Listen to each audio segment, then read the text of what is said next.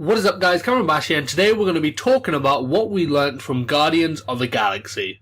Now just as a heads up, I am going to be talking about a lot of things that happened within Guardians of the Galaxy, so if you haven't seen the movie yet and you don't want it to be spoiled for you, you can click X now and not watch the videos because like I said, it's going to contain a lot of spoilers. Maybe favourite it, come back to it when you have watched the movie, because I'm going to be talking about a lot of the Easter eggs and some of the things you might have missed. So anyway, without further ado, here are the things that we learnt from Guardians of the Galaxy.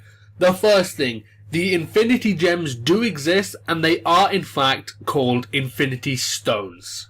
Now before this movie came out, we had a pretty good idea that the Infinity Stones existed within the MCU, but we weren't 100% sure about it.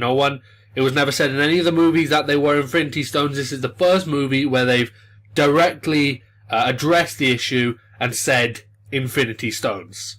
And for any of you wondering where this happened, they referenced the Infinity Stones throughout the movie after it was first revealed in the scene where the Collector opened the orb and revealed one of the Infinity Stones. The next thing that we learned is that there are now 4 Infinity Stones, meaning there are 2 left to find. The 4 Infinity Stones that are already introduced in the MCU are the Mind Gem, the Soul Gem, the Power Gem, and the Space Gem, meaning the Reality Gem and the Time Gem are left to be introduced. The 4 Infinity Stones that are already in the MCU take the form of the Tesseract, the Ether, Loki's Staff, and the Orb from Guardians of the Galaxy. Which brings me on to my third thing that we learnt, that is, the Tesseract is an Infinity Stone. Now we had a pretty good idea about Loki's staff being the Mind Gem when he used it to take over the minds of some of the other characters within the Avengers. Also, Loki's staff, the gem within it, just kind of looks like an Infinity Stone because of the shape of it. The Ether was a little bit harder to recognise as an Infinity Stone as it was kind of in this form of a liquid, but it was made clear at the end of the movie when the Collector said in the after credits scene, 1 down, 5 to go. Of course, the orb in Guardians of the Galaxy was made clear that it was Infinity Stone straight from the get-go, but the Tesseract was always that object which we weren't really sure if it was an Infinity Stone or not. But after Guardians of the Galaxy, we can in fact confirm that the Tesseract is an Infinity Stone, and we know this because in that scene where the Collector revealed the Infinity Stone inside the orb, we had a little bit of montage and some things going around in the background, and we could see the Ether as well as the Tesseract.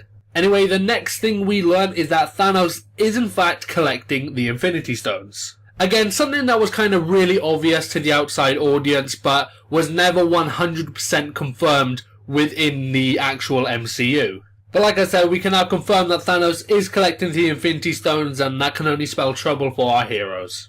Next up, the Collector and Thanos may not be working together. At the end of Thor Dark World, we've seen that scene where the Collector was given the Ether, and he said, 1 down, 5 to go, obviously meaning that him himself is collecting the Infinity Stones. However, throughout the movie, we know that Thanos had hired Ronan to collect the Infinity Stone for him, not the Collector.